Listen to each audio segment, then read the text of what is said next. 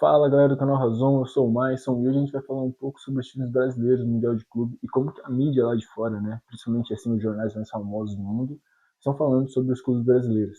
Eu acho que é legal a gente comentar sobre isso, porque acho que realmente eles estão notando a gente, né? Eu sei que é difícil antes, por conta que o Mundial era só um jogo, a gente ia lá, jogava o último jogo, normalmente a final, né? Quando a gente chegava na final contra os europeus, e realmente não dava para demonstrar muito no futebol, pô, final de ano, já todo mundo esgotado, e hoje eles estão provando desse veneno, né?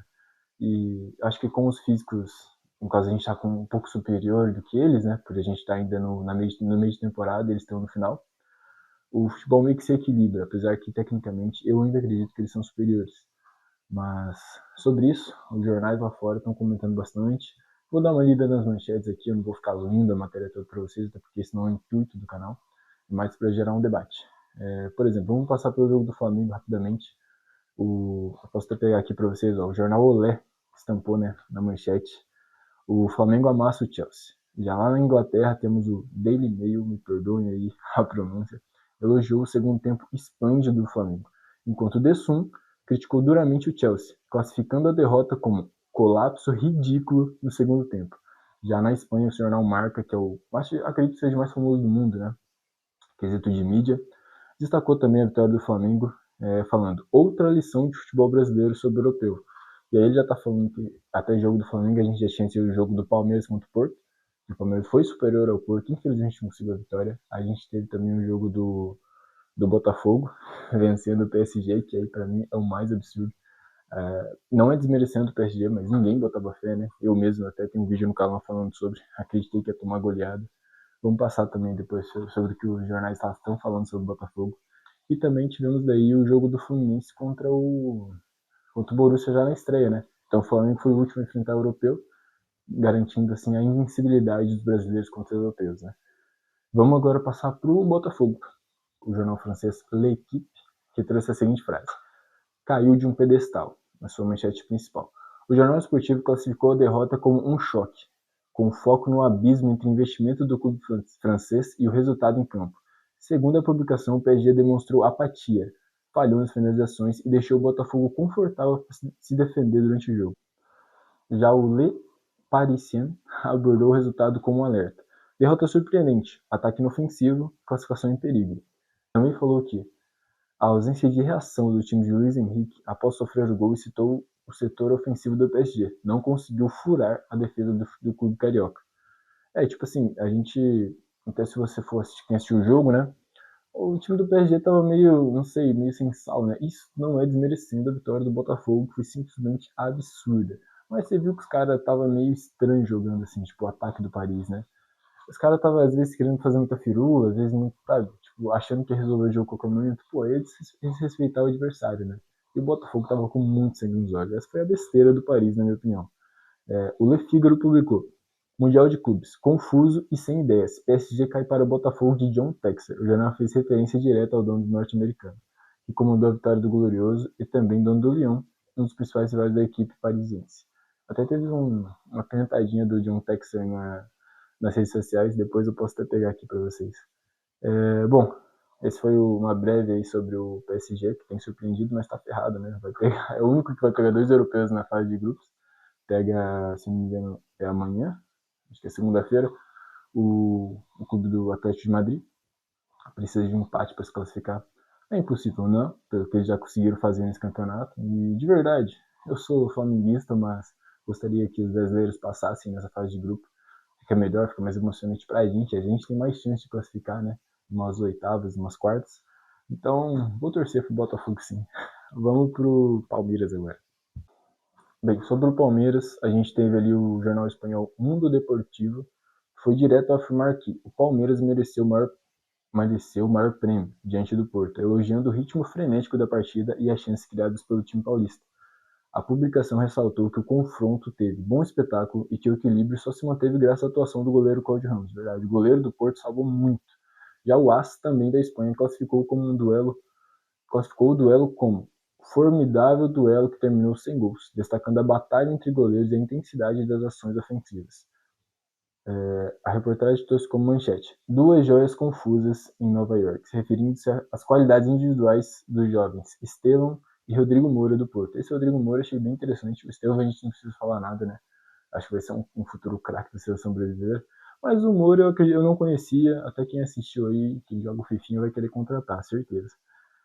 Já o jornal Olé, a Argentina, segue uma linha parecida, com o título Palmeiras e Porto empatam e a paridade absoluta no grupo A.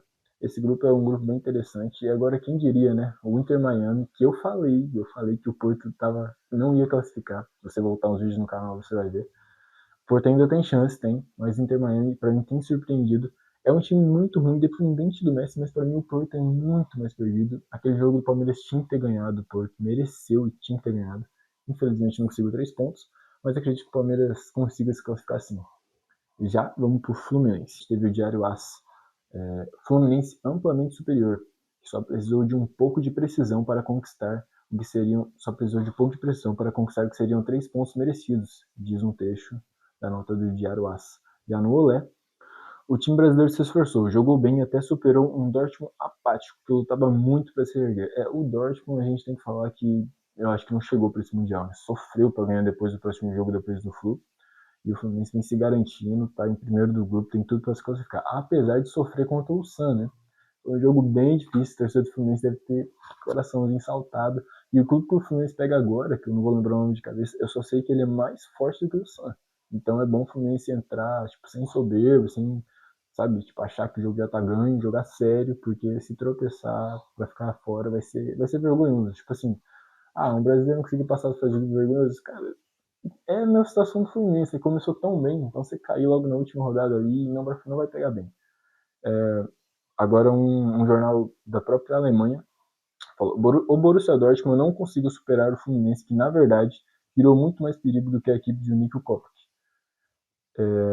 E o jornal Kicker, não, esse é o Mundo Deportivo, agora o Kicker. Eles falam simples e direto. Fluminense melhor, mas ineficiente. Dortmund conquista ponto na largada, ressaltando que o empate foi bem pro Dortmund no Fluminense, né? A gente viu isso também. O Fluminense fica naquela sensação de lamento, mas ao mesmo tempo, cara, um bom esforço, a gente jogou bem. Então, tipo assim, você fica naquele misto de emoções, né?